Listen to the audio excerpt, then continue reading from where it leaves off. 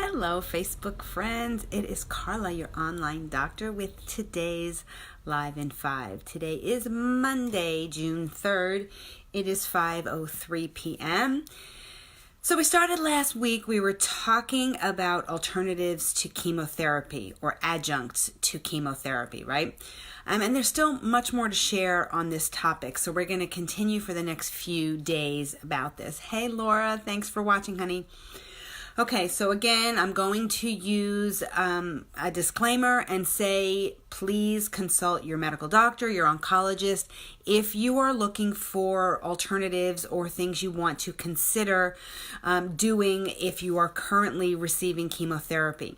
Okay, if you are currently receiving chemotherapy, please do not stop what you're doing and switched everything that I'm talking about. But these are things to keep in mind. These are things to put in your back pocket. These are things that if you do not have a diagnosis, that you may want to make a list and just research it and see what you might be interested in considering, unfortunately, in the event that something may happen. Okay, we don't want that. Prevention is the best medicine, but we have to be practical and realistic, so we have to be thinking ahead, know our risks, and know our options. Okay, so let's move on to number 19. We did cover 18 last week. Mistletoe. Okay, most of us know mistletoe is, what you go under to kiss somebody. I guess it's during Christmas or, wintertime. But actually, it is a semi-parasitic plant that has been used for medicinal purposes since ancient times. Various preparations have been used for cancer therapy actually since 1917 and have been researched in over 100 clinical trials. Mistletoe extracts directly prevent cancer cell growth while stimulating the immune system to fight cancer. Mistletoe reduces side effects of conventional cancer treatments, including chemotherapy and radiation. Okay, pretty interesting for something that used to just hang above the door frame to get a good smooch, right? Look into that one. Very, very interesting. I think I missed a few people. Let me just say hello. Hello, Kate. Hello, Becky. Thank you guys for hopping on. Okay, number 20, and I could be pronouncing this wrong, Laetrile or Laetrile, L-A-E-T-R-I-L-E. Our blood contains millions of white blood cells known as natural killer cells, whose job is to attack and destroy foreign substances, including cancer cells.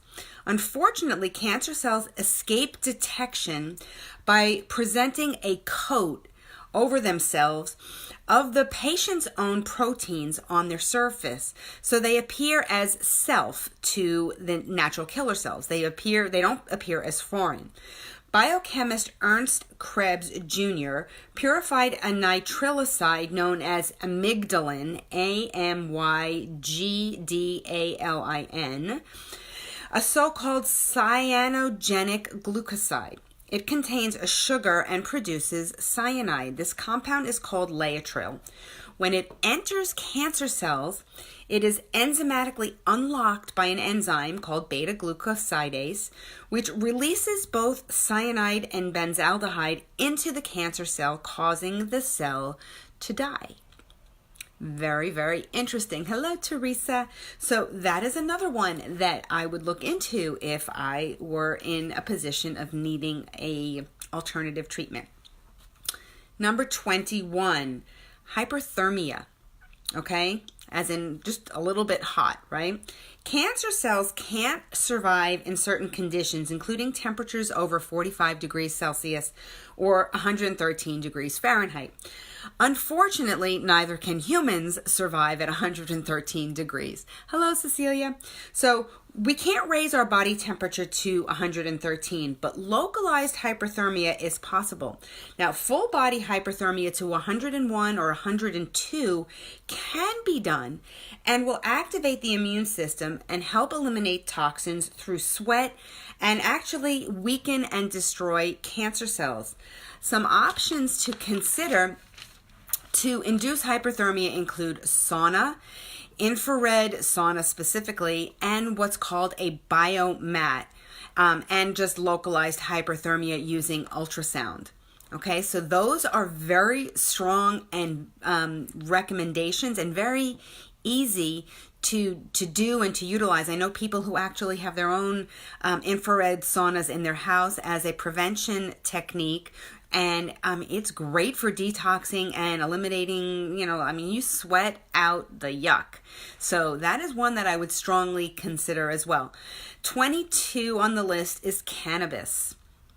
It has amazing impact on modulating the immune system. It is a Category 2 narcotic in China and Taiwan, and it's illegal here in the United States for this use. Now, many doctors in Taiwan use it successfully to treat cancer, but are doing so secretly.